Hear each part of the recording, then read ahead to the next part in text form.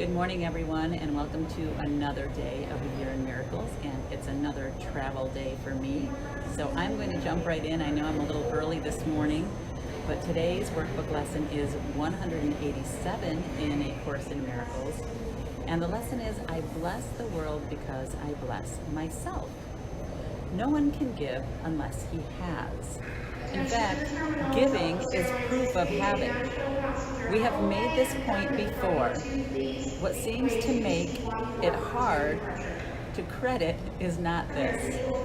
No one can doubt that you must first possess what you would give. It is the second phase on which the world and true perception differ. Having had and given, then the world asserts that you have lost what you possessed. The truth maintains that giving will increase what you possess. How is this possible? For it is sure that if you give a finite thing away, your body's eyes will not perceive it yours. Yet we have learned that things but represent the thoughts that make them. And you do not lack for proof that when you give ideas away, you strengthen them in your own mind. Perhaps the form in which the thought seems to appear is changed in giving, yet it must return to him who gives. Nor can the form it takes be less acceptable. It must be more. Ideas must first belong to you before you give them. If you are to save the world, you first accept salvation for yourself. But you will not believe that this is done until you see the miracles it brings to everyone you look upon. Herein is the idea of giving clarified and given meaning. Now you can perceive that by your giving is your store increased. Protect all things you value by the act of giving them away, and you are sure that you will never lose them. What you thought you did not have is thereby proven yours. You yet value not its form, for this will change and grow unrecognizable in time. However much you try to keep it safe, no form endures. It is the thought behind the form of things that lives unchangeable. Give gladly, you can only gain thereby. The thought remains and grows in strength as it is reinforced by giving. Thoughts extend as they are shared, for they cannot be lost. There is no giver and receiver in the sense the world conceives of them. There is a giver who retains, another who will give as well, and both must gain in this exchange, for each will have the thought in form most helpful to him. What he seems to lose is always something he values less than what will surely be returned to him. Never forget, you give but to yourself. Who understands that giving means must laugh at the idea of sacrifice, nor can he fail to recognize the many forms which sacrifice may take. He laughs as well at pain and loss, at sickness and at grief, at poverty, starvation, and death. He recognizes sacrifice remains the one idea that stands behind them all, and in his gentle laughter are they healed. Illusion recognized must disappear. Accept not suffering, and you remove the thought of suffering. Your blessing lies on everyone who suffers, when you choose to see all suffering as what it is.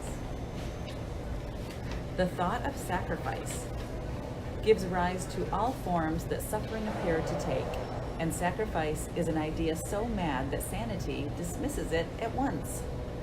Never believe that you can sacrifice. There is no place for sacrifice in what has any value. If the thought occurs, its very presence proves that error has arisen and correction must be made.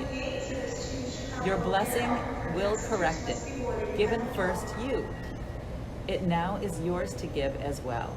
No form of sacrifice and suffering can long endure before the face of one who has forgiven and has blessed himself. The lilies that your brother offers you are laid upon your altar, with the ones you offer him beside them. Who could fear to look upon such lovely holiness? The great illusion of the fear of God diminishes to nothingness before the purity that you will look on here. Be not afraid to look. The blessedness you will behold will take away all thought of form, and leave instead the perfect gift forever there, forever to increase, forever yours, forever given away. Now are we one in thought, for fear has gone. And here, before the altar, to one God, one Father, and one Creator, and one thought, we stand together as one Son of God, not separate from Him who is our source, not distant from one brother who is part of our one self, whose innocence has joined us all at one. We stand in blessedness and give as we receive. The name of God is on our lips, and as we look within, we see the purity of heaven shine in our reflection of our Father's love. Now are we blessed, and now we bless the world. What we have looked upon, we would extend, for we would see it everywhere. We would behold it shining with the grace of God in every one. We would not have it be withheld from anything we look upon. And to ensure this holy sight is ours, we offer it to everyone we see and everything we see. For where we see it, it will be returned to us.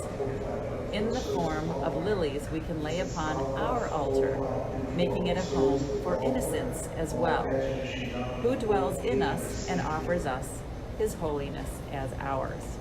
And that is our lesson for today, A Course in Miracles, Workbook Lesson 187. And thank you all for joining me early on this Saturday morning. I know we're a lot earlier than normal here.